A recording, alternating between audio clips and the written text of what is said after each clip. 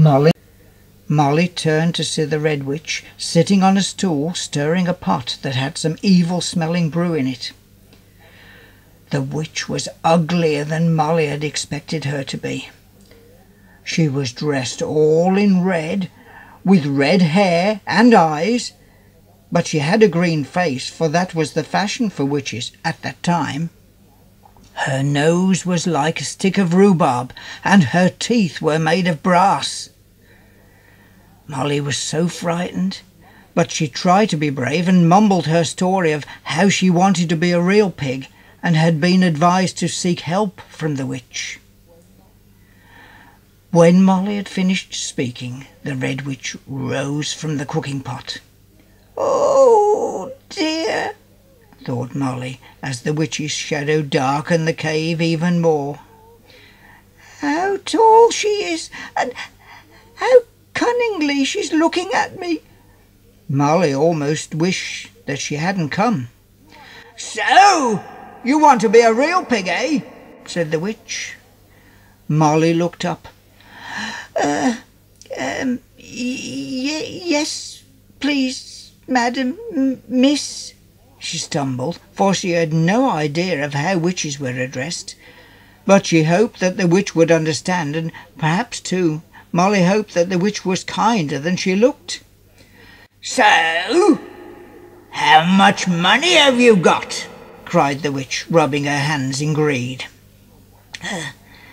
I'm afraid I do not have any money," said Molly, for she hadn't thought of that. "Except, wait, there might be some coins inside me." Molly gave a few little jumps.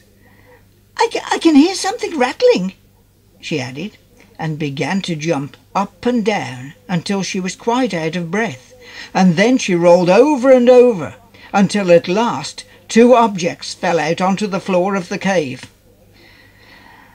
The Red Witch pounced and picked up the shiny objects. "Money indeed!" shrieked the witch in disgust, and showed Molly what the objects were that she had picked up: a foreign coin and a button. The witch looked uglier than ever, and took hold of a broom to chase Molly from the cave. "Be off with you! Be off with you!" shouted the witch. "No money, no potion, you're wasting my time!" She was very, very angry, and she tried to hit Molly with the broom. She was becoming uglier and uglier, and Molly ran from the cave as fast as her little legs could carry her.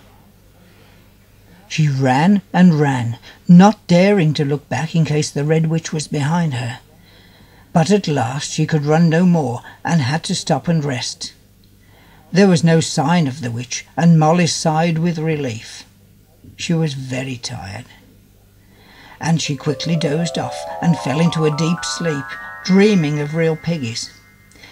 In her dream, Molly saw the real pigs at the farm, happily running in the field and playing together, when suddenly she awoke with a start. She blinked her eyes. There was a sound that had woken her up. What was it? Molly listened. Yes, there it was again. Someone was whistling a tune. "Who can that be?" said Molly to herself, and she thought what a pretty sound it was.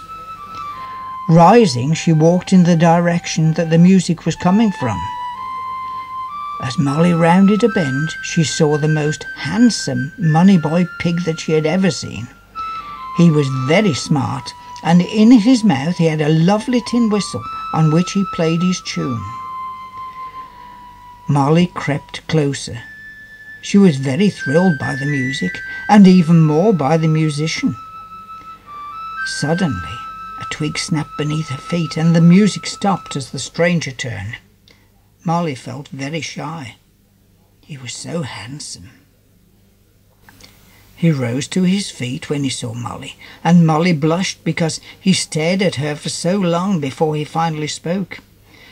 When he did, she blushed even more because his voice was lovely, so strong but gentle. "Hello," he said. "And who are you, you pretty piggy?" Molly stammered. I'm Molly. How do you do?" The handsome stranger walked towards Molly. "Well, now, my word, you are the prettiest little pigger that I have ever seen," he said. "Oh, do you think so?" Molly said shyly, hanging her head and trying hard not to scuffle her front feet. "It's very nice of you, I'm sure," she added. "My name's William," he said. "But to my friends I'm known as Whistler, because of my whistling. You can call me Whistler if you like." "Oh, thank you," said Molly. And she then told her newfound friend her story. When Molly had finished, Whistler gently spoke to her. "Why do you want to be a real piggy? My goodness! All the real pigs that I've spoken to wish that they could be money pigs instead of real ones." "Oh," replied Molly, "how strange! I wonder why that is." Whistler went on to explain to Molly. "Well, it's true. The real pigs are happy when they are small, but as they get older, they do not want to play any more, and all they seem to want to do is to eat, sleep, and grow fat. Now, that's no life for a pretty money pig like you, is it?" "Well, if you put it like that, I suppose not," said Molly. Whistler took her trotter in his and gazed with piggy admiration into her eyes. "Besides which," he added, "if you were a real pig, I dare say that we would never have met.